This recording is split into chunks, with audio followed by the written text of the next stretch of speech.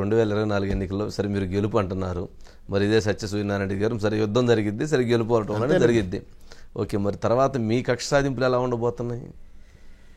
రాజకీయాల్లో కక్ష సాధింపులు అనేది అడ్వైజబుల్లా కాదా అనే ఒక చర్చ నడవాల్సిన అవసరం ఉంది సార్. ఇవాళ ఒకసారి మీరు హిస్టరీ తీసుకుంటే 1978 ఎమర్జెన్సీ,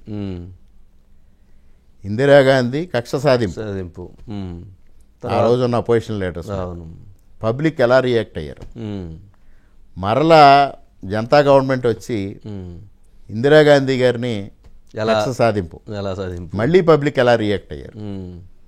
అదొక ఎగ్జాంపుల్ అంతే ఈ దేశంలో. అవును, కానీ ఆ రోజుకి ఈ రోజుకి 45 సంవత్సరాలు 50 సంవత్సరాలు గడిచిన తర్వాత ఉన్న పరిస్థితులు వేరుగా ఉన్నాయి. అవును, ఇప్పుడు మరలా అట్లాంటి సిచ్యువేషన్ మీద ఒక డిస్కషన్ జరగాల్సిన అవసరం ఉంది. ఓకే, కక్ష సాధింపులు అవసరమా కాదా? కానీ ఇవాళ ఏ కార్యకర్త మా మాట వినే పరిస్థితిలో లేదు.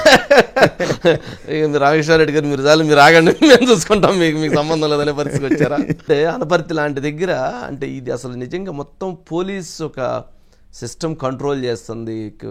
దాదాపు ఎన్ని కేసులైనా ఇప్పటికి మీ మీద? 37 సార్. 50 దగ్గరకు ఉన్నారు. అయితే మా బుచ్చి చౌదరి గారు అన్నారు 50 కంప్లీట్ చేయించే రాజమండ్రి తీసుకెళ్ళి నీకు సన్మానం చేస్తానని. ఎందుకంటే మా ఫాదర్ ఇద్దరు సమకాలికలు. ఓకే, ఇద్దరు ఒకేసారి ఎంటర్, ఇద్దరు అలా సెయిల్ చేశారు. నాకు మా ఫాదర్ అంటే ఎంత రికార్డు ఉందో ఆయన అంతే రికార్డు, ఆ ఫ్యామిలీ అటాచ్మెంట్ అలాంటిది. అలాగే ఉండిద్ది. అంటే దాదాపు 37-38 కేసులు. అంటే ఎవరి మీద బట్టి అంతే ఉన్నట్టుంది. అందరూ దాదాపు 20 పైన. చందోనే లాంటి వాళ్ళు అయితే 100 దాకా వెళ్ళినట్టున్నారు. మరి రికార్డులు మన జేసీ ప్రభాకర్ రెడ్డి గారు వాళ్ళిద్దరూ బాగా 100 దాకా వెళ్ళినట్లున్నారు. ఎందుకంటే అంటే రేపు రాబోయేటువంటి రోజులు అదే ఆందోళనకరం. రాష్ట్రం అనేటువంటిది ముఖ్యం. అవును సార్. ఆంధ్రప్రదేశ్ రాష్ట్ర భవిష్యత్తు ముఖ్యం. ఈ వివాదాలు, ఈ ఘర్షణలు, ఈ కేసులు, ఈ 5 సంవత్సరాల్లో రాష్ట్రం ఎంతో వెనక్కిపోయింది అనేటువంటి భావన ఉంది మేధావుల్లో కానీ అందరిలో. మరి రేపు కూడా ఇలాంటి పరిస్థితులు వస్తే అసలు ఏంటి అనేది. అందుకే సార్ నేను అనేది, మేధావులు అంటున్నారు మీరు. ఇప్పుడు చాలా మంది ఒకటి ఎక్స్ప్రెస్ చేస్తా ఉన్నారు. ఇప్పుడు మీరన్న అభిప్రాయం వ్యక్తం చేస్తున్నారు. రెండో అభిప్రాయం, అసలు ఈ వెల్ఫేర్ స్కీమ్స్ అవసరమా? వాళ్ళు మీరు పోటీపడి మేనిఫెస్టోలు ఇస్తున్నారు, ఇది అవసరమా? ఈ రాష్ట్రం ఎక్కడికి వెళ్ళిపోతుంది అని కూడా ఆలోచిస్తున్నారు. ఇలాంటి అన్నిటి మీద చాలా చర్చ జరగాల్సిన అవసరం ఉందని. అంటే రాజకీయాల్లో ఒక ముఖ్యమంత్రి స్థాయి వ్యక్తి కానీ, ఎమ్మెల్యే స్థాయి వ్యక్తులు కానీ ఈ విధంగా ప్రవర్తిస్తారు అనేది ఆంధ్రప్రదేశ్ కానీ భారతదేశం కానీ ఎప్పుడూ ఊహించలేదు. ఓకే, అవును, ఊహించలేదు. మొట్టమొదటిసారిగా మనం ఇలాంటి పరిస్థితిని ఎదుర్కొన్నాం. అంతేలేండి. మీరు అదేంటే మనం చూడటానికి ఇవన్నీ వైపు బాగానే ఉంది.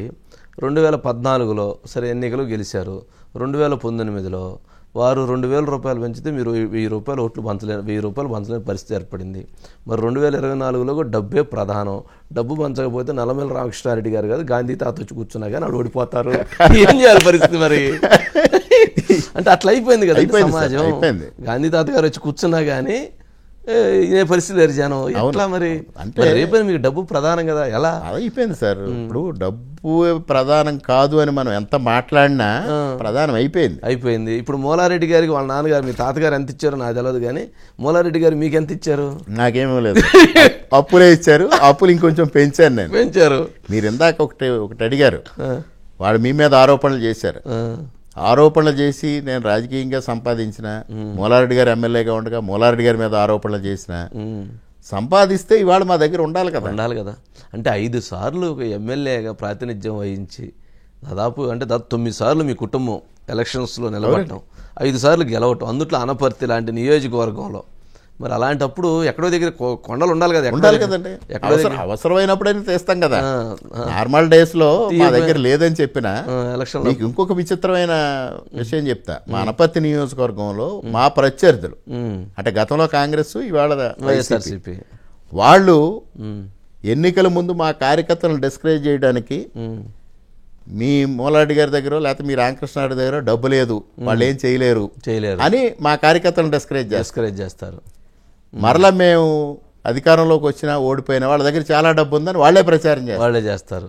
విచిత్రం ఏంటంటే మా కార్యకర్తలు అమాయకులంటే ఒక మంచితనం ఒక విధమైన ఒక మైండ్ సెట్ అందరూ. అదే నాయకుడు అట్లా ఉంటే నాయకుడితో పడిన వాళ్ళు అట్లా ఉంటారు. వాళ్ళు నమ్ముతూ ఉంటారు, ఇది నమ్ముతూ ఉంటారు, అది నమ్ముతూ ఉంటారు. రెండు కాంట్రడిక్టరీ స్టేట్మెంట్స్ అవి వాళ్ళే ప్రచారం చేస్తారు. అదేలేండి, ఇప్పుడు అంటే చాలా విలువలు తగ్గిపోయినాయి రాజకీయాలు. అంటే మూలారెడ్డి గారో లేదా రామారెడ్డి గారో లేకపోతే మీరో ఇట్లా చూసుకుంటే అంత మధ్యలో శేషారెడ్డి గారు చేశారు. బట్ మరీ విలువలు తగ్గిపోయినటువంటి రాజకీయాలు ప్రస్తుతం నడుస్తున్నటువంటి మాట వాస్తవం. రేపైతే ఎన్నికలకు డబ్బులు కావాలి, మరి డబ్బులు ఉన్నాయా లేవా? అది నడుస్తుందండి, ఏం జరుగుతుందో కాలం నిర్ణయించాలి. అంటే ఇప్పుడు అవతల వాళ్ళతో పోటీ పడి మనం పంచాలి కదా. అవునండి, పంచకపోతే ఎవరైనా కానీ సరే మీరు ఎక్కువ మంచిది వారు పంచాల్సిందే. సరే అదొక పెద్ద సబ్జెక్ట్ లేండి. సరే అది ఈసీ పరిధిలోకి వెళ్ళేటువంటి సబ్జెక్టు, దాన్ని మనం మళ్ళీ తర్వాత చూద్దాం. సరే.